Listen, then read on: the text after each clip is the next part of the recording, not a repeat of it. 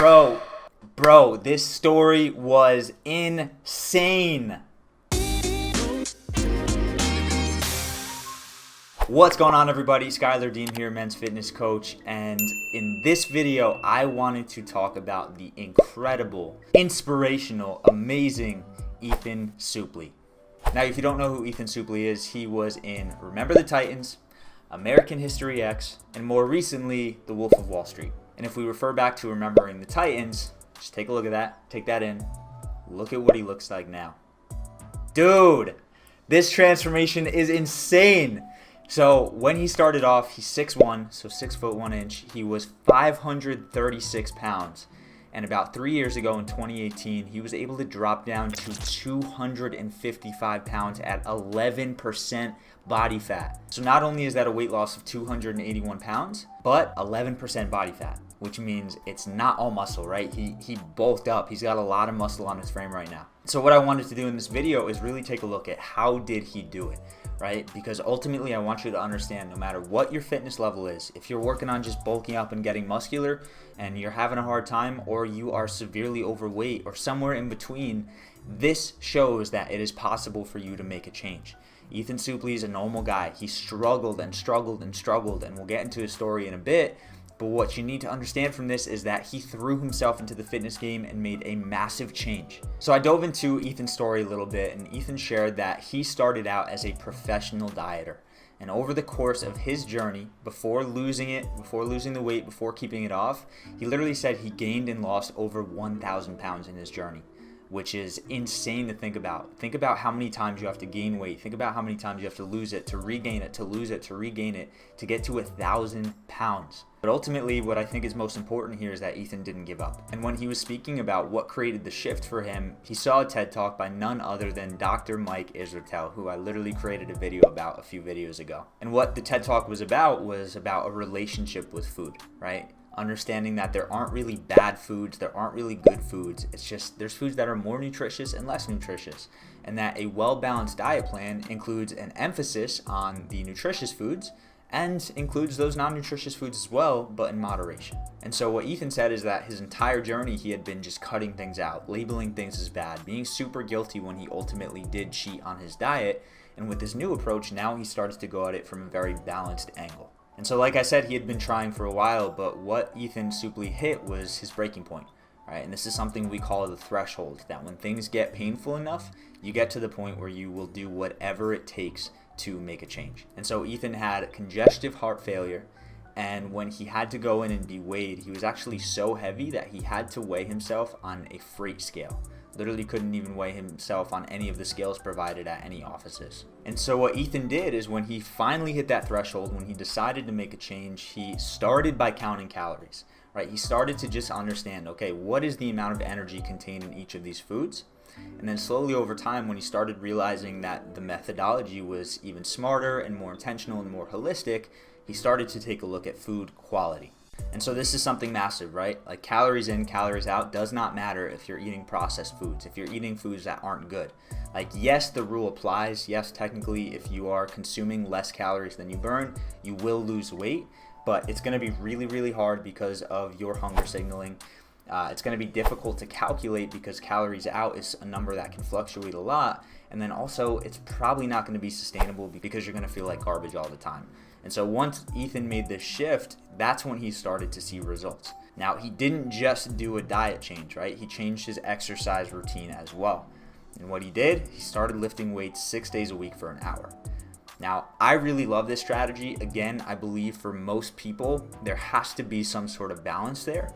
Like if you haven't hit threshold, if you're not at that point where you just say, F this, I'm ready to make a change, you should probably start off a little bit slower, right? 6 days a week, even 7 days a week of only 30 minutes, including some of those workouts as just walks or something that's a little bit lighter of intensity to reduce resistance.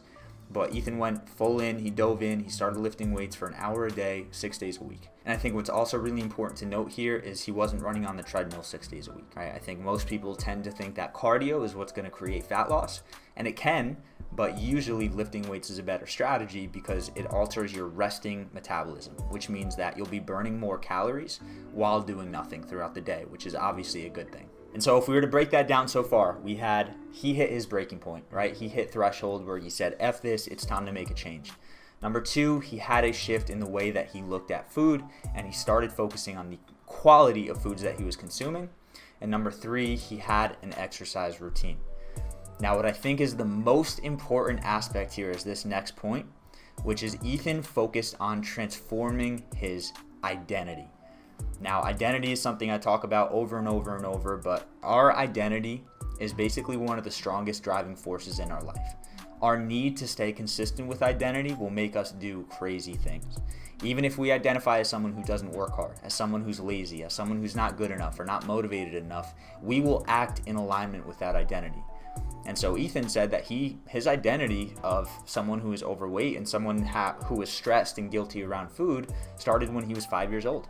His grandparents put him on a restrictive diet when he was 5, which, if you know anything about the subconscious, the mind, identity, those younger ages, from the ages of like 2 to 7, are when you're most impressionable, and when small things like that can make such a massive impact. And so I don't even want to say that's a small thing, right? That's a massive thing to put a 5-year-old on a restrictive diet of saying, you can't eat this, you can't eat this, you can't eat this, because that's going to create some guilt and shame about wanting to eat that thing. And so when Ethan started losing weight and he started seeing some results, what he did that was really strategical, and I'm really honestly curious if he did this on purpose or if this just happened, but he started to just make health a part of his life. He didn't just think that going to the gym and eating healthy food was going to be the answer. He knew he had to integrate this new identity on a very, very deep level. And so he started consistently posting on social media about his workouts. He started consistently communicating with health experts, having conversations, wanting to learn about health. And then what I think is really cool is he started a podcast that's called American Glutton, which is basically where he explores everything about health. So, I mean, if you look at this dude, look at this dude right here. This is a man that has fully integrated the identity of being someone who takes care of himself. He's working hard at the gym. He's eating healthy foods. He's taking care of his mind, taking care of his body, and he's being disciplined on a daily basis. But what I think is really important to note here is he did not start this way. So there's 4 things right there, right? He had his threshold, he had his breaking point, he shifted the way he looked at food and started focusing on food quality. He started lifting weights 6 days a week, and he had a massive, massive shift in his identity over time. Now, before I wrap up this video, I think there's one more important thing I want to mention. So Ethan had an interview, and we'll roll the clip in a second, where he mentioned that even with where he's at with his body, even the massive transformation that he's had, he still doesn't love his body. So we'll roll the clip for a second. Wow. When you look at that, and you know how far you've come, I mean, it has to be incredibly satisfying. It's incredibly satisfying, but look, the reality is that I have mental illness, and I don't look at myself and think like, God, I look great. I see nothing but negative stuff every day, and I try to convince myself, I try to find something that I'm happy with. Usually it's my traps. I can look at my traps because it's lean. There's not a bunch of loose skin hanging there. They're not all scarred up from surgeries. And I look at my trap and I go like, okay, that looks good. And based on that, I can then start to feel okay about myself. Looking at those pictures, that's also a long time ago. And I cannot relate to how I lived then. It's very bizarre.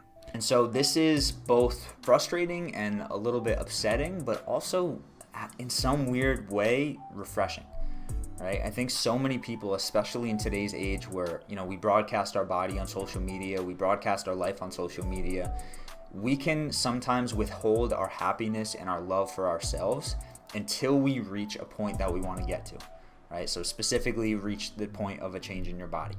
But for a lot of people, right, and that could be finances, right, until you reach a certain amount in your bank account, you're not going to feel good about yourself or happy or satisfied. That could be in a relationship. You may be single and you're looking to get in a relationship and you're not going to be happy until you are. But there's this weird dichotomy of like, part of it makes you feel awful, but then part of it shows you that you can actually make the decision to change that pattern. Right? And so a really good piece of advice is if you suck with your self-image, like you struggle, you do not like your body, you don't like who you are, no matter how hard it may be, finding time at least once a day to find one good thing that you like about yourself and one reason of why you should be happy in your life. And so if it comes to your body, one good thing that you like about yourself. Maybe it's your smile, maybe it's your eyes, maybe it's how your body has changed, even if it's only been 10, 20 pounds, right? You know, the effort you've put in, how you've been able to go to the gym or stick healthy to a diet, and then also the things that make you happy. You know, maybe you don't have any overwhelming health issues.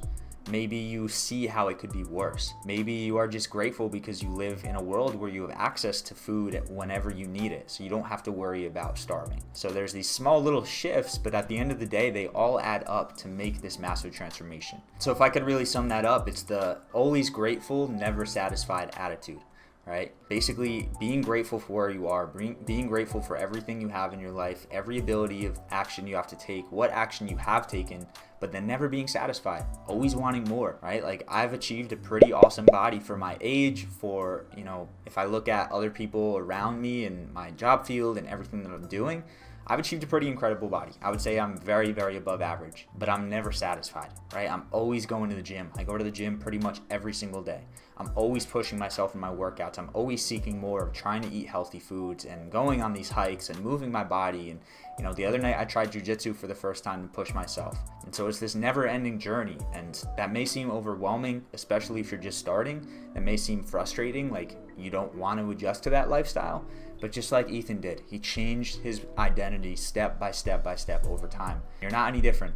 You may think you are, you may have those beliefs swirling around in your head, but I promise you you're not. I promise you that you are specifically created in a certain way that allows you to make a change in your life. And the only way that that could not happen is if you tell yourself the story over and over that you're not good enough, and or if you give up. So I encourage you, Ethan's transformation is one of the most absolutely impressive ones that I have ever seen in terms of not just changing his body, but change of who he is and his identity. So I really challenge you and encourage you to take these parts, take these little lessons and implement them day by day in your life. By then, you might see that you make awesome progress in a pretty short amount of time compared to what you think, compared to what you may believe. And so with that being said, if you are really, really struggling, if you're having a hard time and you're looking for guidance, you're looking for accountability, you're looking for a community, make sure you check the link in the description of this video where we have a free guide and it's going to walk you through the exact system that we use with our clients to help them see awesome results. First person that comes to mind is a client I'm working with now, Jack. Jack is about 4 weeks into our program and he struggled for years and years and years. I believe he said over 20 years with trying to lose weight unsuccessfully. And within the first 2 weeks, he had gained massive control over his eating. He implemented fasting, which is what we teach. And within the first 4 weeks, implemented a 36-hour fast where he was able to not eat anything, which sounds crazy, but I promise it's possible without starving yourself, without feeling tired. And he just made a massive transformation. He got a compliment from his wife that his face looks skinnier. His pants are starting to get looser. He's walking upstairs without aches and pains in his body. And it's coming from what I believe is the best strategy for people who really struggle with weight loss to see sustainable change. And that's a combination of fasting, strength training, and mindfulness. So check out that guide. We explain in depth what we do. But besides that, I appreciate y'all. I'm feeling great today. I hope you are. And of course, as always, make sure to eat smart, move more, sleep deep, and be grateful for this moment. I'll see you in the next video.